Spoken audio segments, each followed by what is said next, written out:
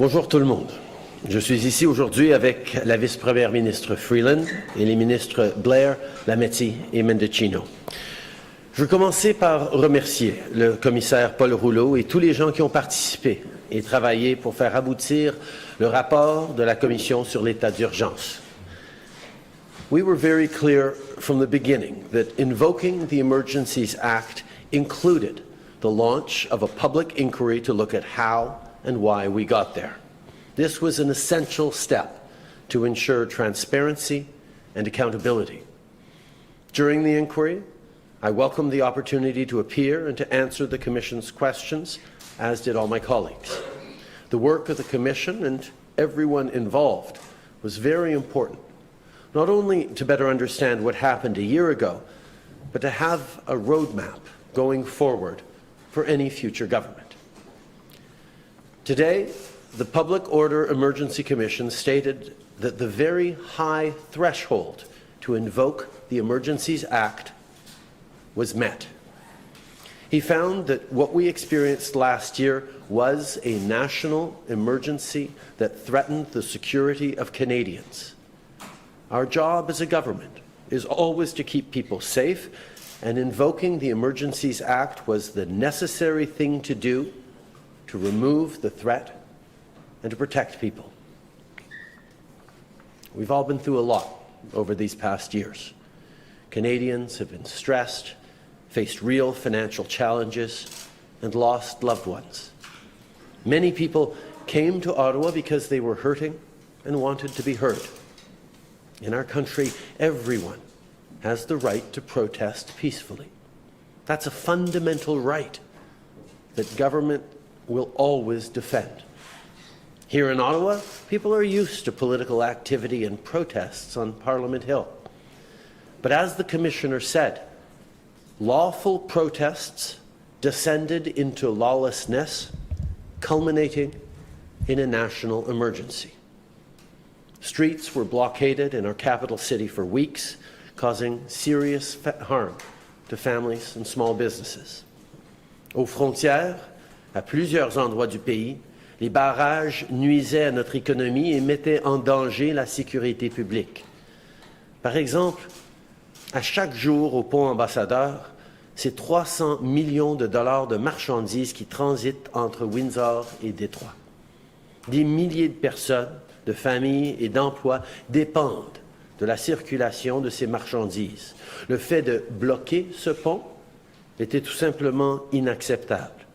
Ce barrage mettait en péril le commerce avec les États-Unis, les chaînes d'approvisionnement essentielles et l'économie canadienne. And at Coutts, in Alberta, guns were found at the blockade.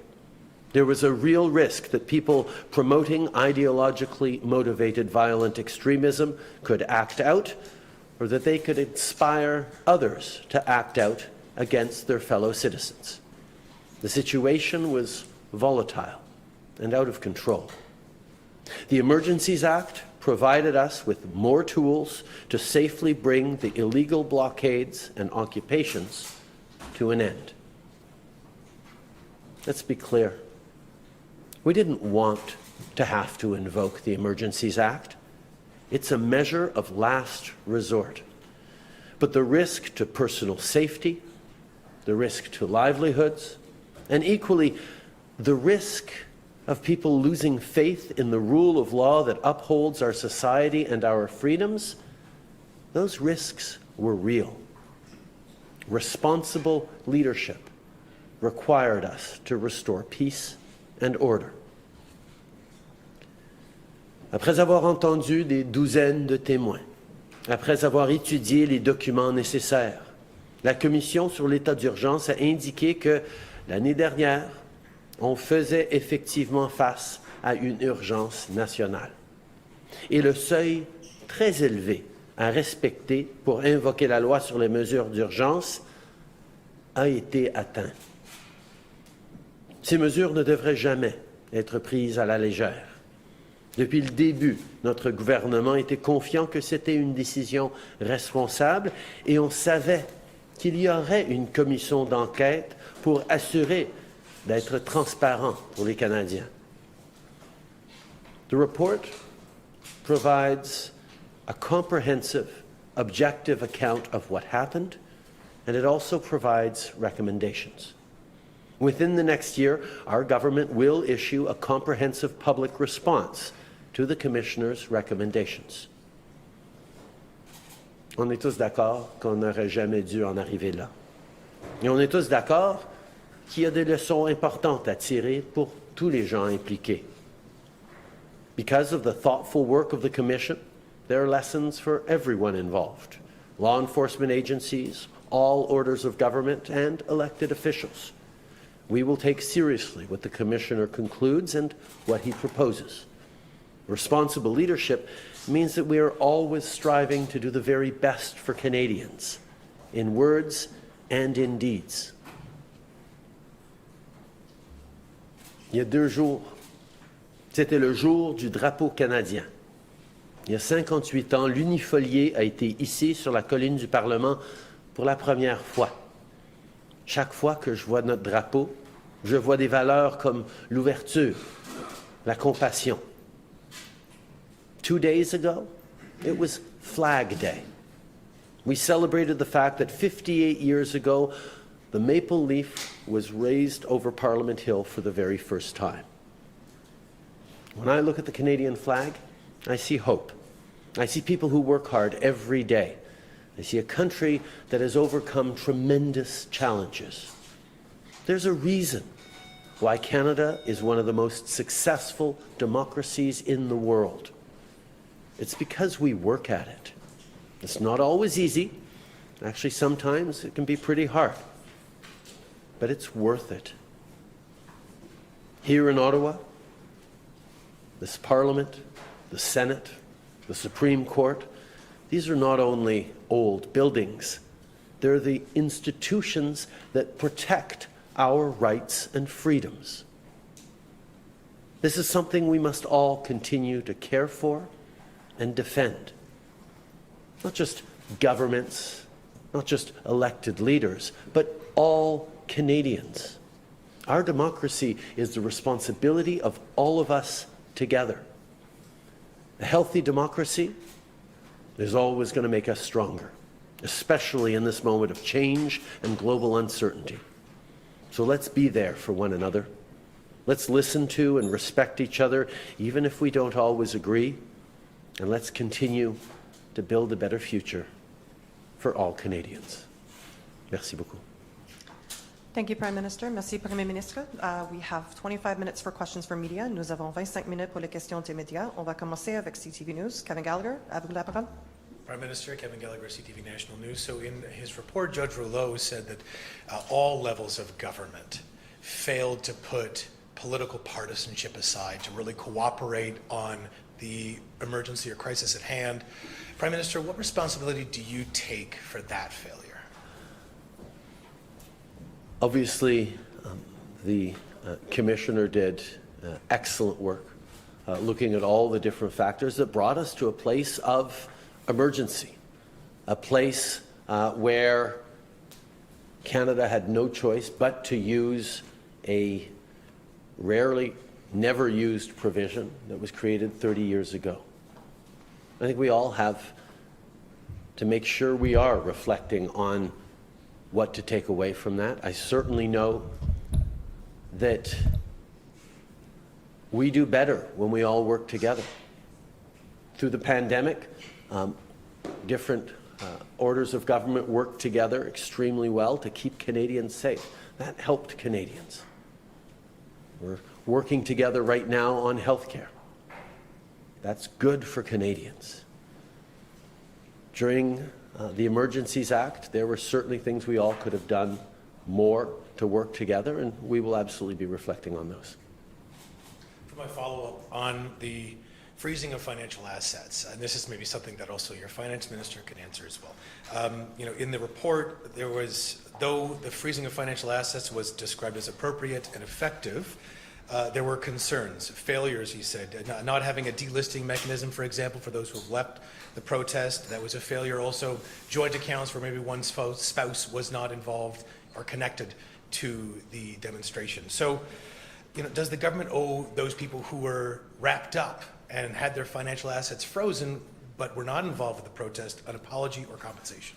Those were very important considerations that we're pleased that the Commission highlighted, but I can tell you they were part of our deliberations as well. And as you say, the Commissioner determined that those measures were appropriate and useful in this context. Absolutely, there are things to learn on how to do this better if ever a government has to face a similar situation. But we were incredibly thoughtful about how to make sure we could end this challenging situation as quickly and as safely as possible. And that's where the Commissioner coming out and saying that this was appropriate and effective is a good thing, not just for the government, but for Canadians' confidence that our institutions are able to handle difficult situations. I'm happy to turn to the Deputy Prime Minister. Oh, and I get a stool too. Yeah, so look, when it comes to the financial measures, I think the most important thing to start with is, as the Prime Minister just said, Justice Rouleau's conclusion, which was, and I'm going to read it, it was a powerful tool to discourage participation and to incentivize protesters to leave. I am satisfied that it played a meaningful role in shrinking the footprint of the protests, and in doing so made a meaningful contribution to resolving the public order emergency. That is his broad conclusion on the economic measures. It's what we believed at the time, and I'm really glad that, having looked at this so carefully, Justice Rouleau agrees. I would also add that what was so important for us in putting in place these economic measures was our overriding objective, of course, was to end the illegal blockades and occupation. It was to do so without violence, without anyone being hurt. And the economic measures were a tool that really helped make that happen. On the specific question about unfreezing accounts, Justice Rouleau also points out a couple of things. He points out that on February 21st, an order issued, a statement from the RCMP, effectively instructed that all accounts be unfrozen. Of course, when the measures were lifted on February 23rd, they were unfrozen. And he also pointed out in his own report that work was done urgently at the time and was being done between the government and law enforcement bodies and banks to ensure that there was a process in place to unfreeze the accounts. So all of that was happening. As the Prime Minister said, in the very horrible event that this ever has to happen again, for sure, there are some lessons for us. Thank you. Next question, Ryan Novelty. Yeah, Prime Minister Ryan Templey, National Post. The Commissioner said that your government was justified in invoking the Act, but it also says that invoking the Act should have been avoided. He's quite clear on that front, and that he says it was a failure of federalism as well as a failure of policing. I'm wondering if you think that more should have been done, that you should have gotten involved earlier to avoid having to invoke the Act. Obviously, it took failures. It took systems that weren't able to solve a situation that ideally would have been able to solve by a robust set of institutions and principles like we have in Canada, that we would need to invoke an Emergencies Act. It is unfortunate. It was undesirable. We didn't want to do it. But we'd gotten to a place where there was no other choice to keep Canadians safe, we felt, than to do this, and that's what we did. And indeed, the Commissioner found that, yes, we met that very high bar. There should be a very high bar for invoking the Emergencies Act, and we hit that. In looking at all the lessons to be learned so that we don't have to hit that high bar again, so that we can deal with situations of emergency, there are many lessons. And obviously, as a federal government, we will continue to do everything we can to work collaboratively across orders of government with partners in the provinces and territories, work with municipalities, and make sure we are able to deal with the challenges that are coming at us. I think there are reflections for other orders of government as well as what they can draw from this Commissioner's report, and I certainly recommend all of my fellow First Ministers to read this report carefully. The Commissioner also suggested in his recommendations that the Emergencies Act should be rewritten in some very key areas. I'm wondering, you talked about reviewing it, but is your government committed to rewriting the Act, at least in some fashion? I think we all were very, very aware that this was an act that was written 30 years ago, and I do appreciate that the Commissioner praised quite highly the parliamentarians and the government of the day 30 years ago that put together an act that has a level of accountability and transparency, like having a full public inquiry on invocation of the act. I think it's a credit to the work that those parliamentarians did 30 years ago. But obviously, there are things that need to change in it. The first one, it didn't even occur to us when we were sitting down to meet the premiers that we wouldn't include the territorial premiers. But that's not written into the Act, that you have to include the premiers of the territories. Obviously, that should be included in the Act. Also, 30 years ago, the understanding of the need for partnership and consultation with Indigenous peoples wasn't as strong. We did some consultation and engagement with Indigenous peoples, but it should be formalized, and we probably should have done more as well. So these are things that absolutely we look to improving as we move forward, as we look at the Act. But we will take the proper time to analyze these recommendations. We know the Commissioner and his team put a lot of work into formulating these recommendations, and we're going to take them very seriously and look at them very carefully before we make too many pronouncements on the changes that we look forward to making with all parliamentarians. Next question, Globe and Mail. Steve Chase with the Globe and Mail. Good afternoon. I would like to change the subject for a minute to the 2021 elections. As reported in the Globe and Mail today, CHCH has evidence that the Chinese government interfered in the 2021 elections. My question for you is, when the government learned of this, why didn't they expel the Chinese government diplomats involved? I have been saying for years, including on the floor of the House of Commons, that China is trying to interfere in our democracy, in the processes in our country, including during our elections. We are aware of this, and I can assure you that our intelligence and security agencies have been working very hard over the past many years to develop more and more tools to counter this, to make sure that our institutions are kept safe. This is not a new phenomenon. This is something that countries around the world have been grappling with for a long time, and Canada is no exception. But what I think is also really important to say is that for the 2019 and for the 2021 elections and for elections going forward, this government created a panel of top civil servants who would lean on all the information provided to them by our security agencies like CHCH to ensure that interference by foreign actors does not affect the running or the outcomes of our elections.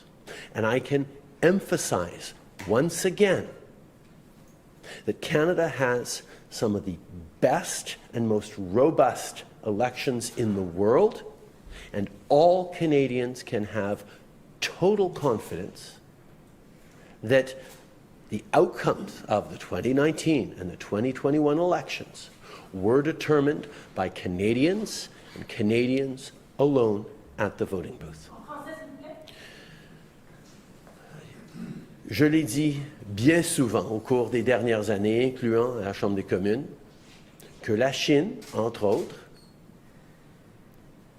est en train d'essayer de s'ingérer dans nos processus démocratiques, dans nos processus au Canada et dans nos communautés au Canada, y compris dans nos élections. Ça fait des années qu'on est conscient de ça au Canada et dans le monde. Et c'est pour ça que nos agences de sécurité et de renseignement travaillent de façon acharnée pour contrer cette influence de façon régulière.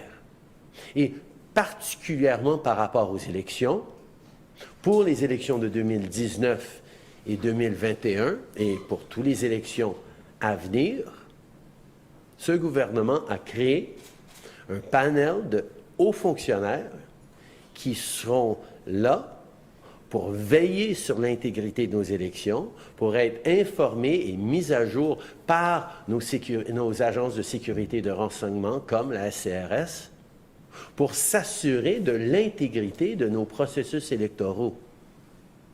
C'est pour ça que je veux encore une fois rassurer les Canadiens que nous avons parmi les systèmes électoraux les plus intègres, les processus électoraux les plus intègres au monde. Et je peux encore une fois confirmer de façon sereine et absolue que les résultats des élections en 2019, en 2021, c'est les résultats qu'ont choisis les électeurs canadiens, point à la ligne. Just a follow-up question.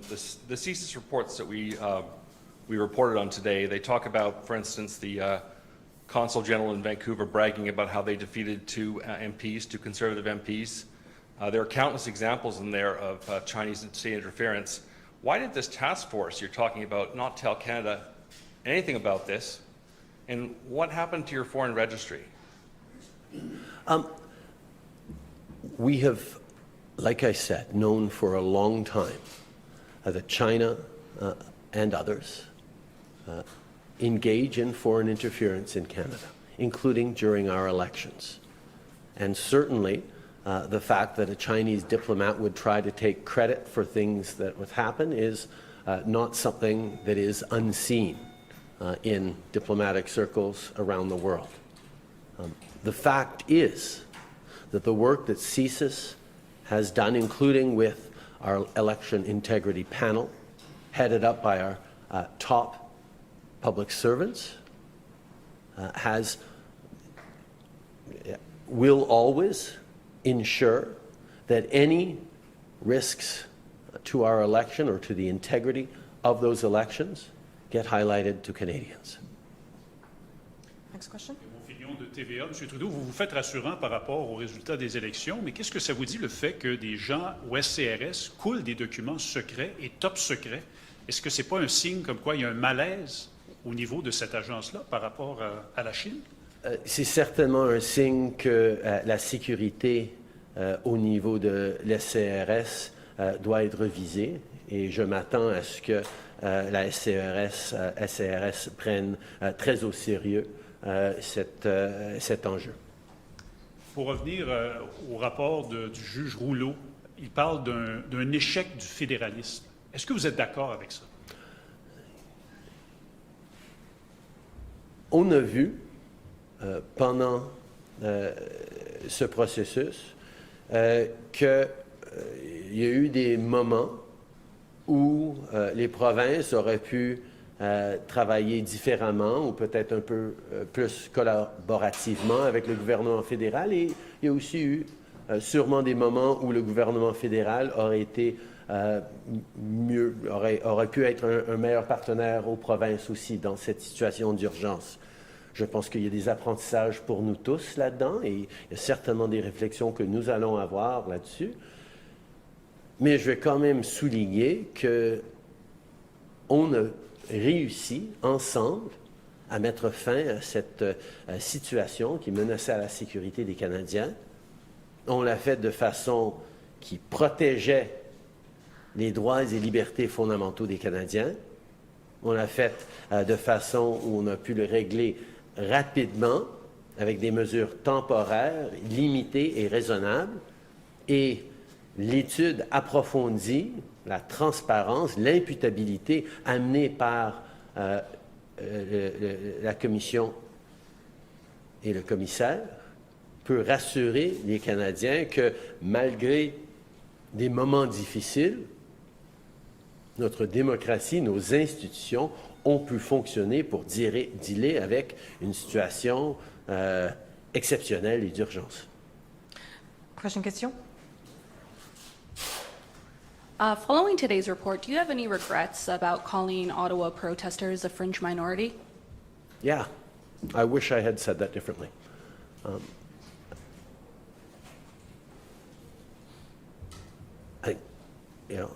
As I look back on that and as I've reflected on it over the past months, not just freshly from this commissioner's report,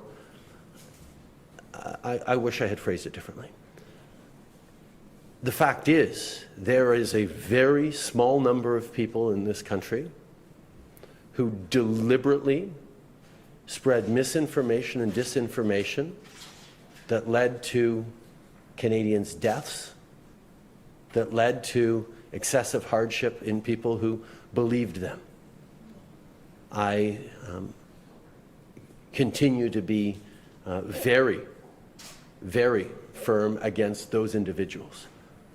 But that is a small subset of people who were just hurting and worried and wanting to be heard.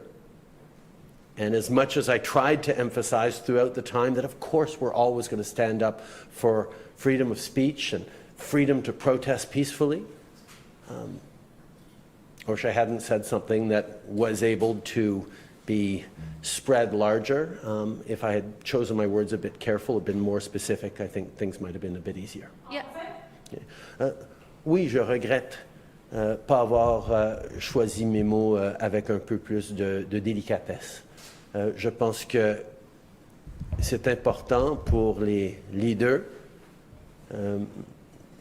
d'être nuancés et réfléchis dans leurs propos, et j'avoue que de temps en temps, les émotions de frustration sont réelles pour moi, pour n'importe qui.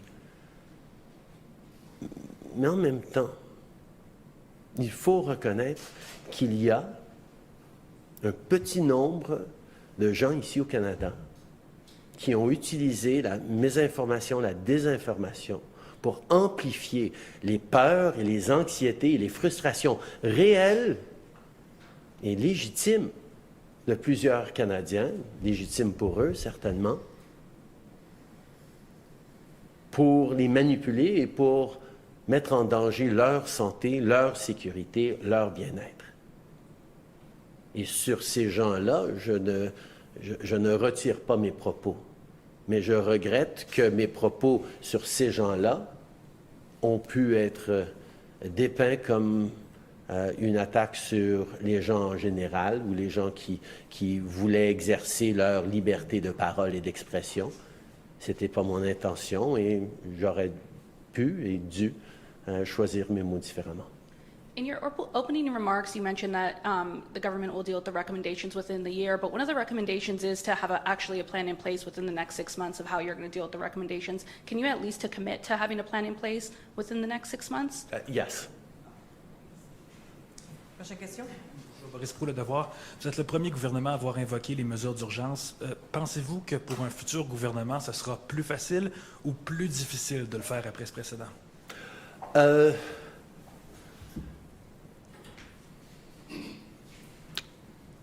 Plus ou moins difficile, je ne suis pas sûr, mais j'espère que ça va être très difficile quand même. Ce n'est pas quelque chose à entreprendre à la légère. Et je crois que les leçons que nous avons apprises par ce processus, les excellentes recommandations qu'ont fait le commissaire, incluant des recommandations de codifier ce que nous, on a fait de toute façon, parce qu'on voulait faire la bonne chose, vont sûrement aider un gouvernement futur à peut-être pas faire face aux mêmes défis que nous avions fait d'être les premiers à le faire, mais j'espère qu'il n'y en aura pas de gouvernement, et j'espère que si un gouvernement fait face à une situation d'urgence, ils n'ont pas à utiliser cette loi sur les mesures d'urgence. Elle est là pour être réellement un dernier recours et j'espère que ce soit au niveau des recommandations pour nos corps policiers, que ce soit par rapport à comment nous devons mieux travailler, province et gouvernement fédéral, ensemble dans des situations de crise. J'espère qu'on pourra éviter d'en venir à ce point-là. Permettez-moi une question de suivi sur C13. Est-ce que vous allez exiger un vote, disons, une ligne de parti pour vos ministres ou pour tous les députés libéraux, sachant que c'est dans la plateforme libérale une réforme de la loi sur les langues officielles? Tous les minéraux, tous les ministres vont, les minéraux critiques, oui, tous les ministres, évidemment, vont appuyer le projet de loi C13 parce que c'est la solution qui va à la fois protéger les minorités linguistiques à travers le pays en reconnaissant qu'on a une responsabilité en plus de protéger le français, incluant au Québec. Mais je sais aussi qu'il y a des députés qui, comme tout député, vont vouloir défendre les intérêts de leur communauté et représenter leur communauté. C'est des conversations que nous sommes en train d'avoir, mais je peux vous assurer que C13 va passer. Merci. Prochaine question. Alors, Valérie Bain de Radio-Canada.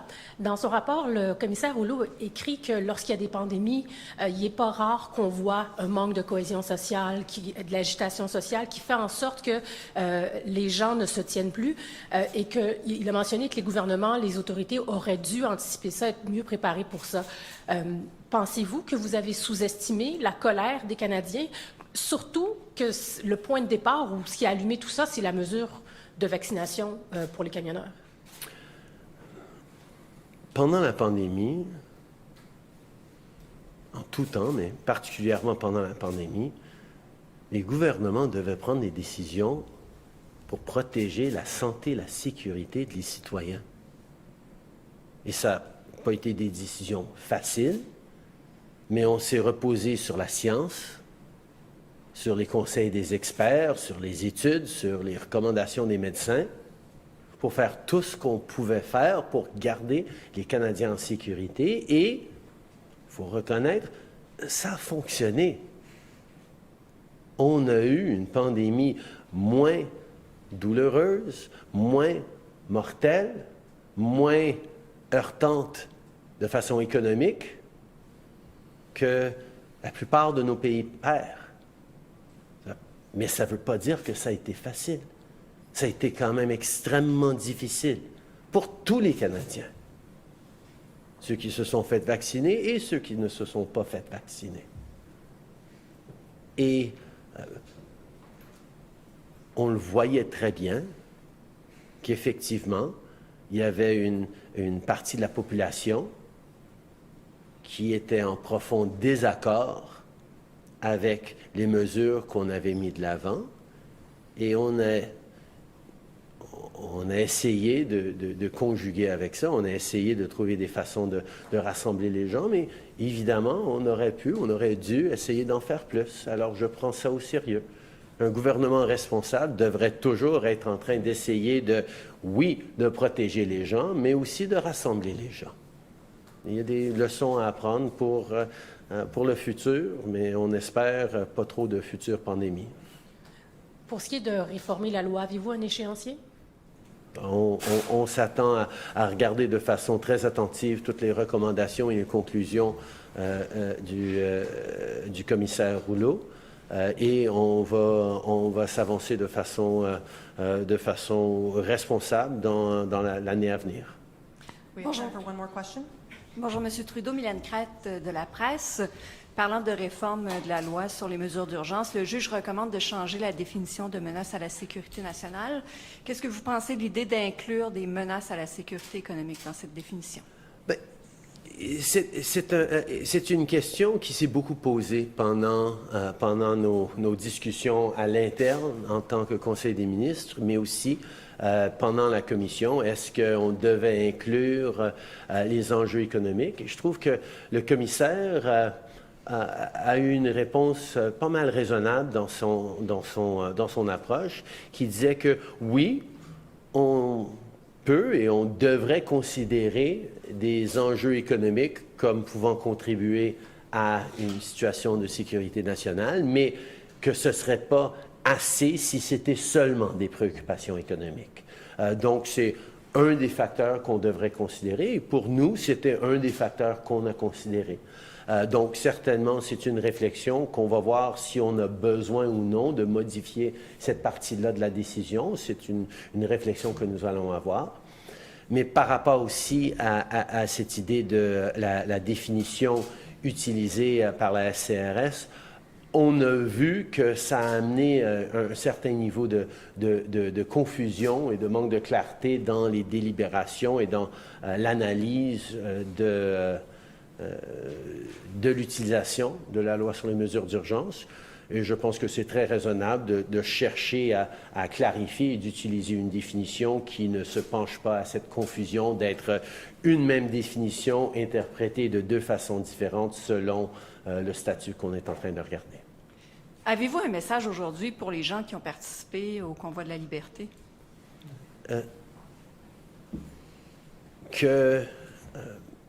Ils ont et ils auront toujours le droit de s'exprimer, de partager leur désaccord avec les politiques gouvernementales, avec l'approche qu'un gouvernement ou un autre va prendre. Ils ont été entendus.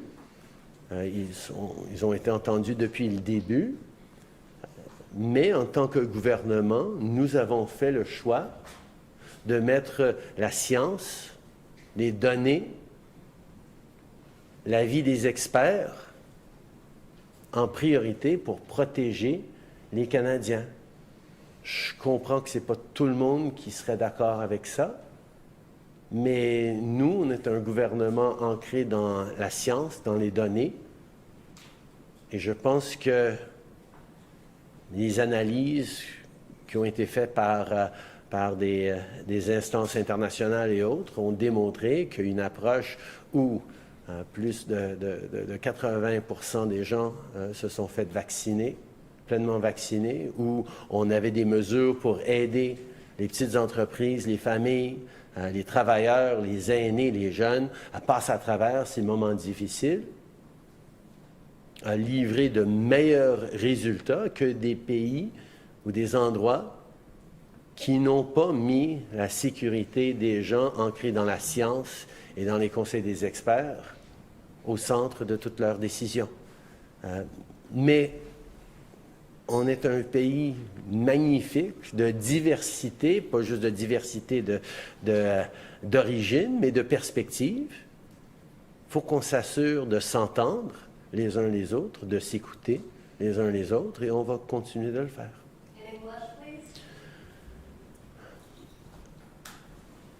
I think the first thing I'd say to people who joined these protests, these occupations, is first of all, they will always have a right to be heard, to express themselves, to protest peacefully on things they disagree with.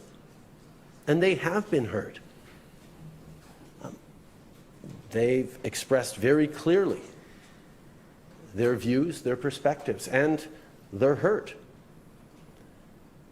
At the same time, however, we are a government that is grounded in science and data and expert advice, and we followed the advice of public health officers and medical professionals to keep Canadians safe during a pandemic.